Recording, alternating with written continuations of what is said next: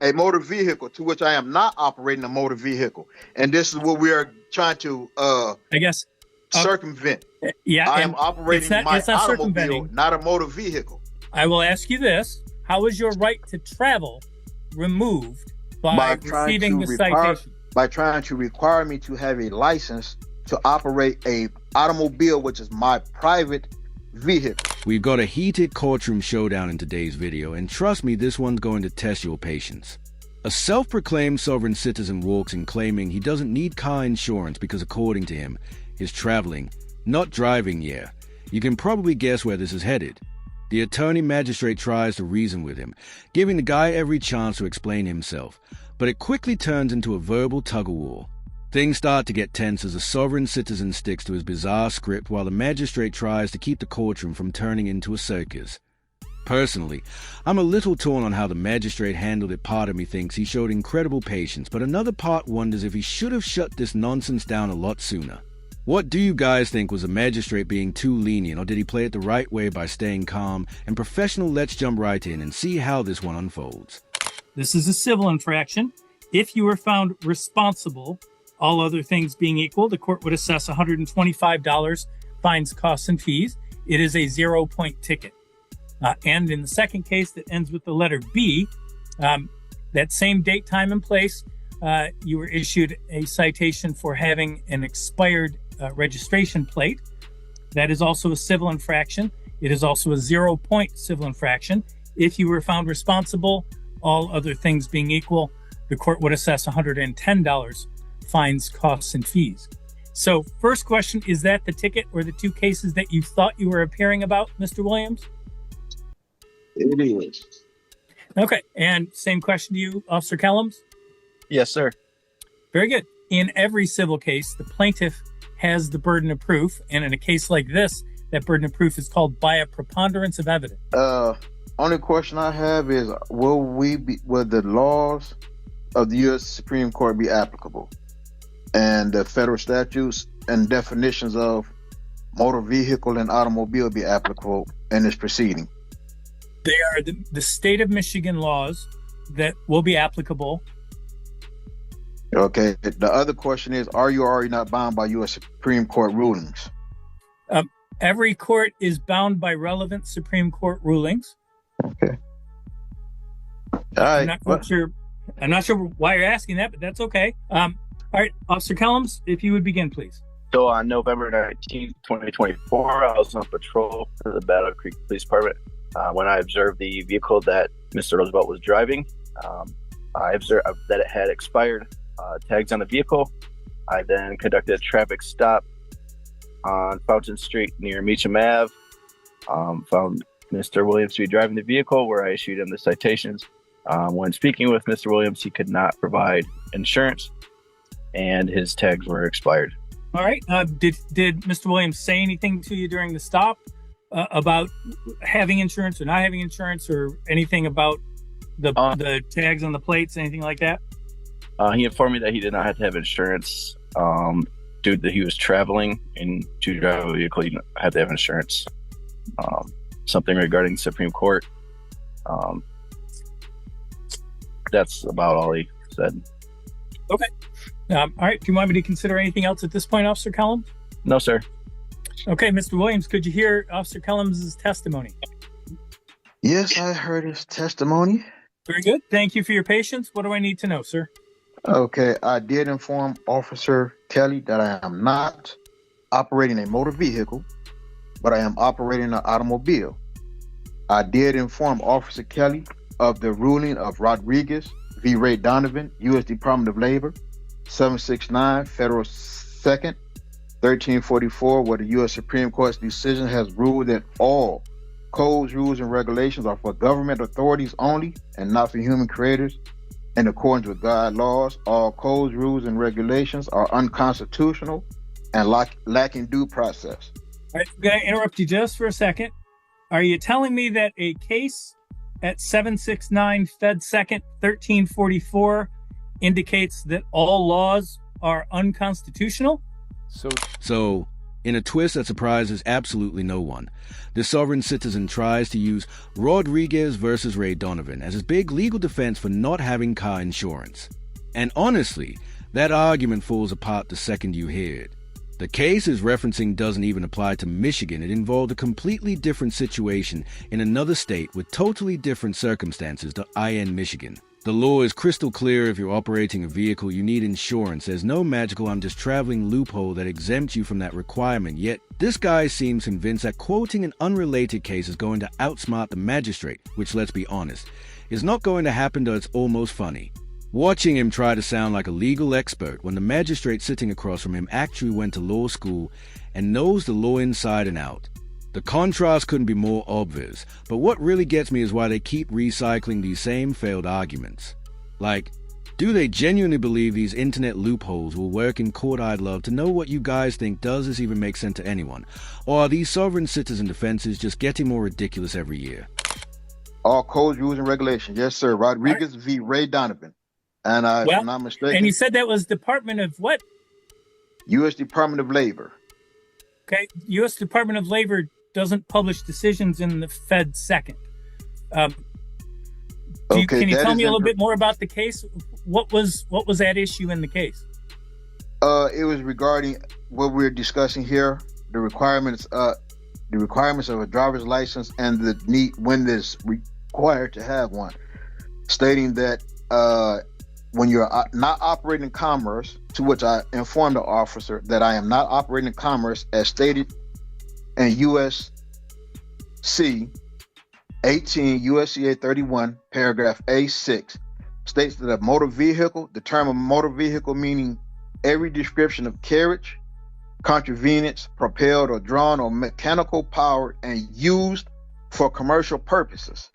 This is what Title 18 U.S.C.A. Section 31A6 states or defines as a motor vehicle, to which I am not operating in commerce. I'm not using... For the purposes of that particular chapter of the United States Code, it would not control what happens in terms of the Michigan legislature defining in Chapter 257 what a motor vehicle is, and an automobile under Michigan law is a motor vehicle. But okay, continue. It's a motor vehicle, which is described as anything, even by the Michigan compliance statute of 751, which you just stated, is determined as something that's transporting goods, which I'm not transporting goods. I understand your position, and I can tell you that position doesn't happen to be legally correct. But go ahead. So you're basically stating that there's a misinterpretation of what's in black and white? This guy is really pushing his luck with a magistrate, and honestly, it's one of the boldest, or maybe the dumbest, moves you can make in a courtroom. He starts trying to put words in the magistrate's mouth, acting like he's the one running the show. That's never a good idea, especially when the person you argue with literally has the power to decide your future. If there's one rule to remember in court, it's just don't try to outsmart the judge or magistrate. You're not going to win that battle. Yet here he is, confidently talking in circles like he's about to rewrite the law mid-hearing. It's almost like he thinks this is some kind of strategy game, but the only thing he's actually doing is digging himself deeper. You can tell he believes he's playing 4D chess while everyone else is stuck on checkers, but in reality, the magistrate's just letting him talk himself into a corner. It's equal parts frustrating and hilarious to watch. And just when you think he's done, he starts quoting even more irrelevant legal cases, trying to sound like a constitutional expert. Spoiler alert. It doesn't go well. Let's get into it and see what other legal wisdom this man decides to share next. No, I'm telling you that you have misinterpreted the application of 18 U.S.C. 31A6 and 769 F second or Fed second 1344. Okay, well, I see what I've heard your argument. So there will be no further arguments because I see that you're not going to agree to, because like I said, I've given it to you, the cases where they're like Shapiro v. Thompson, where the U.S. Supreme Court has said that a driver license is not a requirement, that you're trying to convert a right into a privilege, to which is covered by Article 1, Section 8. I'll ask you this. Is that right, the right to travel? That is a right to travel, convey, however you want it, by the U.S. Constitution. What you just told me was that somehow but regardless, am trying to convert a right into a privilege. Now, the question I have for you is, what right has been converted to a privilege? My right to freely travel unencumbered and now, unfettered. I will ask you this. How is your right to travel removed by receiving the citation? By trying to require me to have a license to operate a automobile, which is my private vehicle. Okay. All right. Is there anything else you want me to consider? No, sir. All right. Well, I can tell you this. The Michigan motor vehicle laws, including the laws that require you to carry insurance, that require your vehicle to be registered, and require that registration to be current, do not run in violation of any right to travel under the Constitution or the United States Supreme Court decision that you have cited. In fact, Michigan courts have held that essentially the right to travel means the right for you to move from A to B, not the right for you to travel from A to B under your most convenient way. So you could walk from point A to B all you wanted. You could take a taxi or an Uber or a plane or a train or a bus. But if you wish to travel by using a motor vehicle, the Michigan laws are applicable and don't unconstitutionally interfere with the right to travel. It doesn't convert the right to travel into a privilege. You are not denied the right to travel. You may be denied the privilege of traveling via a motor vehicle that you are operating. I get the feeling this magistrate has never had to deal with a sovereign citizen quite like this before. He's being way too patient. And honestly, it's almost like he's trying to convince this guy of something as obvious as the sky being blue. You can tell he's trying to reason with him. But reasoning with a sovereign citizen is like trying to argue with a brick wall. It's just not going to happen. At certain points. It almost looks like the sovereign citizen is winning the exchange, but really it's just that the magistrate is giving him way too much time to talk. Don't get me wrong, I respect that. Is giving the guy a chance to explain himself, that professionalism at its best, but there's a fine line between being fair and letting nonsense take over the courtroom. And if you watch closely, even the officer sitting in the corner looks completely done with it. His face basically says, please just end this already so I can go home. You can't blame him. Either this hearing feels like it's dragging on forever. What do you guys think? Is this magistrate being too patient, or is he handling the situation the right way by keeping his cool? Let's jump back in and see how it all plays out. So that is what the law says, and that's what I'm finding. Is there anything else you want me to consider about that finding? Shuttleworth v. Birmingham, U.S. 147. Do you mind telling me what the U.S. Supreme Court ruled in that? U.S. 147 doesn't give me the site of a case. That's an incomplete site of a case. Okay. It was shuttle. And if you wish me to consider the case, why don't you tell me what was at issue in the case and what year it was decided? I said Shuttleworth v. Birmingham, U.S. 147, 1969, where it says no license. U.S. 147 is not a complete site. The way you cite to a case is by name and then volume number and then the name of the publication and then the page number.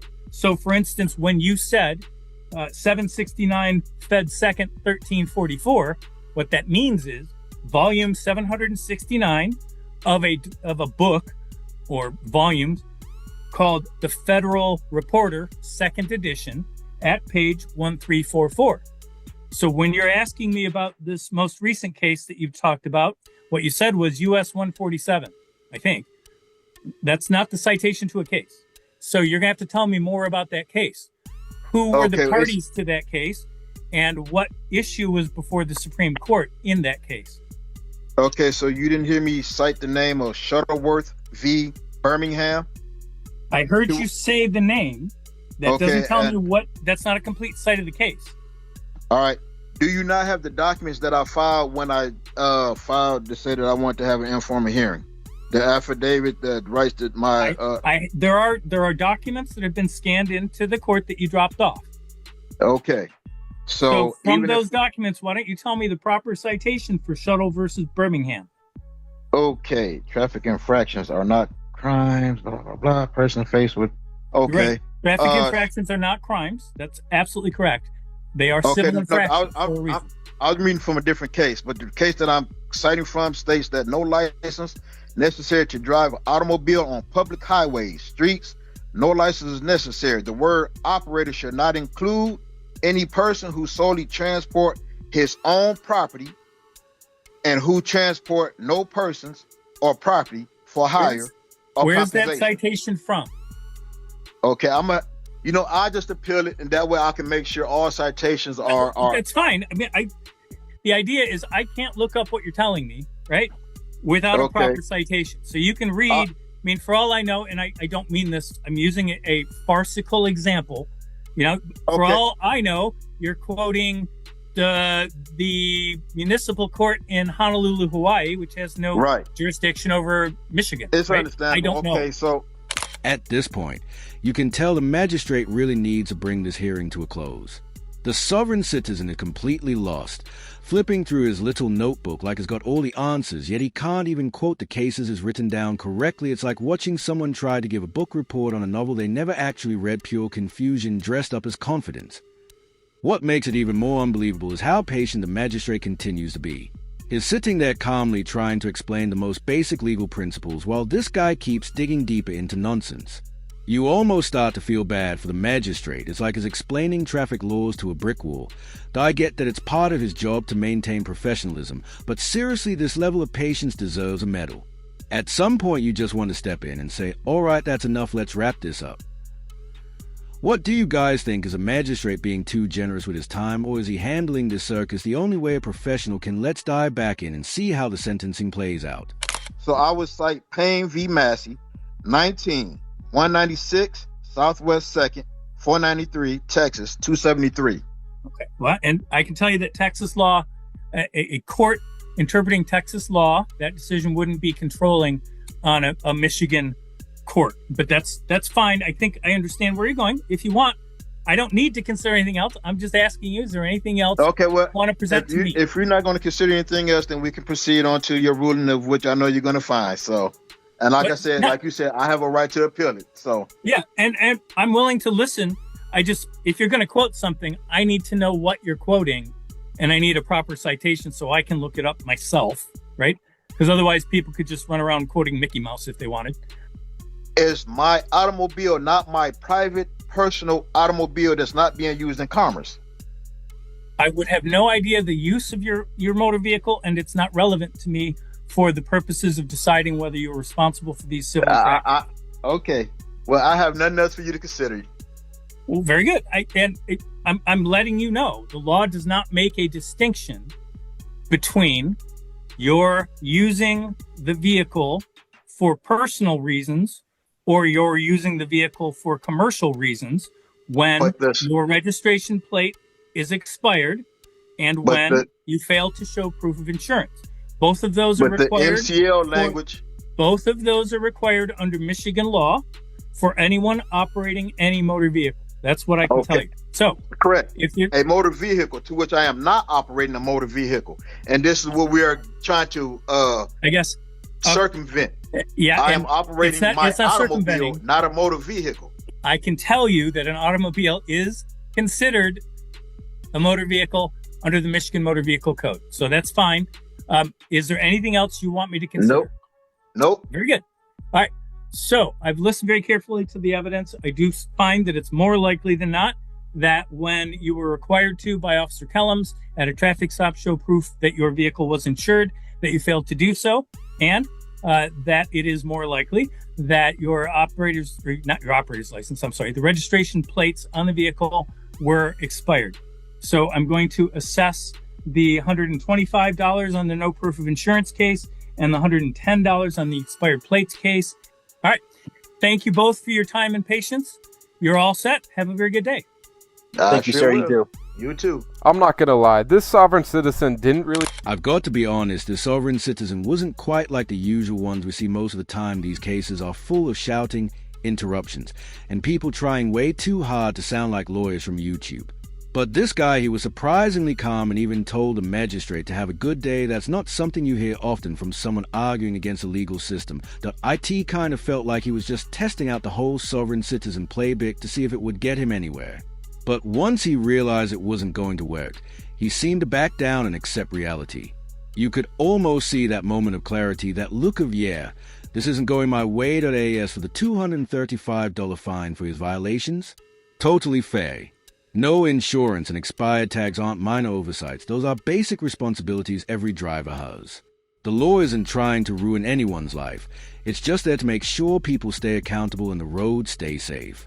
If you don't follow those rules, you've got to deal with the consequences. It really is that simple. Overall, I think the magistrate handled the situation exactly the way he should have: calm, patient, and professional from start to finish. But what do you guys think?